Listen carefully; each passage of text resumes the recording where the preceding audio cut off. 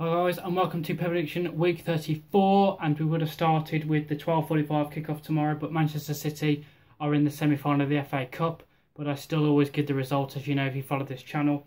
They would have been playing West Bromwich Albion at home. So for that game, I would have gone Manchester City 3, West Bromwich Albion 1. So now we're going to the 3 o'clock kickoffs. We start with Hull versus Watford, two teams down the bottom, desperate for 3 points. Again, I'm not going to give 3 points in this game because, again, it's a very hard game to predict. You know, even though Hull are at home, they haven't scored many. Watford been quite bad at defending this year. Definitely not been the Watford that we saw last year. They've definitely struggled. So for this game, I'm going to go Hull 0, Watford 0. Again, Arsenal-Sunderland is suspended because Arsenal's in the semi-final of the FA Cup. But again, I'm going to give my result. Not a convincing, very good convincing performance on Monday night from Arsenal, but they did get the win. So I'm going to go Arsenal 2, Sunderland 1 when they play each other. We go back to a game that is on Swansea versus Stoke. Again, two teams down the bottom. Again, I'm not going to go 3 points. I have gone for goals in this game. A very tight game, but I do fancy that Swansea and Stoke are stronger than Hull and Watford. So for that, I've gone Swansea 1, Stoke 1. We then have West Ham versus Everton. I've really been impressed with Everton this year. As I said, I think they could find themselves 5th this season. I think they're just about going to miss out on the top 4. I think the top 4 that you see at the moment will probably be the top 4.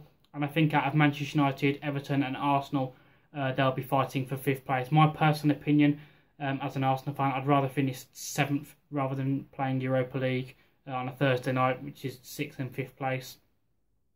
So, but you know, the situation is it is down to those 3 to get that 5th place. But my personal opinion, I'm not really bothered now, to be honest. As far as I'm concerned, Arsenal's season's over. I'm not really bothered about the FA Cup either, because I fear that if Arsenal win the FA Cup, Arsene Wenger will look at that as success, and he will sign that 2-year contract.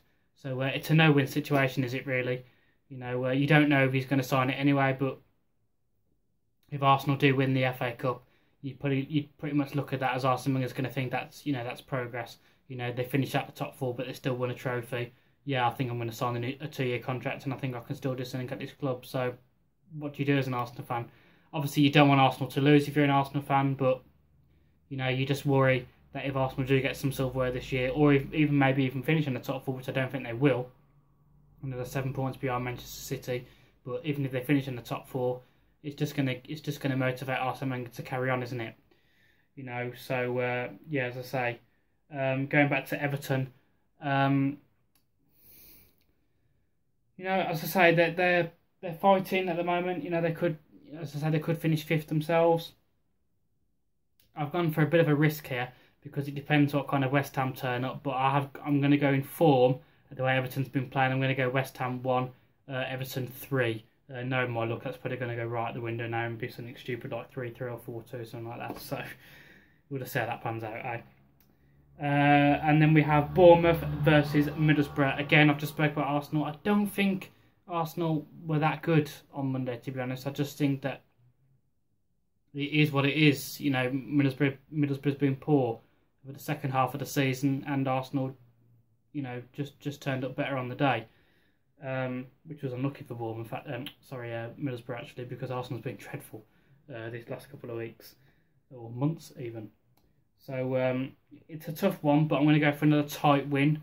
I'm going to give it to Bournemouth. I'm going to go Bournemouth 2, Middlesbrough 1. But what I did see of Middlesbrough on Monday, there wasn't, as I said, they didn't offer too much of a threat, but they did show fight a little bit, something you'd expect them to do. But they are away from home this year. This year. Can't get the words out.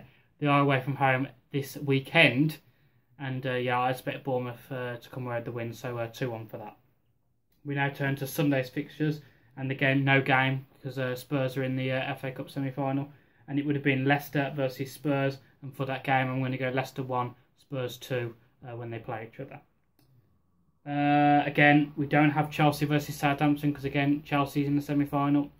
For that game, I would have gone Chelsea 2, Southampton 1. I think Southampton will give them a good game when they do play each other.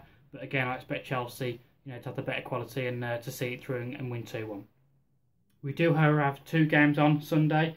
We have to start off with Burnley versus Manchester United at 2:15. And again, I've spoke about Burnley this year. They're a very tough side. They gave Liverpool a good go at Anfield, and they gave Arsenal a very good go at the Emirates. And that Turf Moor, they are a very, very, very hard side to beat. Arsenal just about did it at home and away. So as I say, they're no mugs.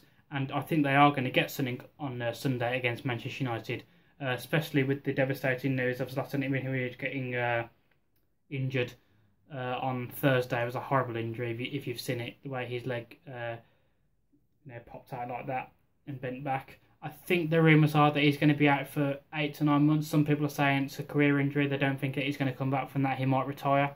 Don't know. Leave your comments in the comment section below about that one. But for the game, I'm going to go Burnley 1, Manchester United 1. I think he's going to be a big loss for Manchester United. And as I say, Burnley is a really, really, really hard place to go to. So I'm going to go 1-1 for that.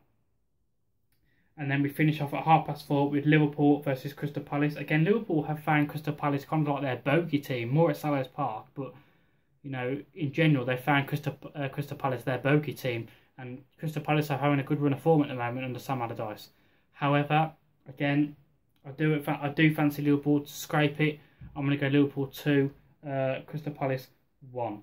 So that concludes this week's prediction, guys. A little bit shorter video this week as there's not many games on, so I just scrolled through most of them.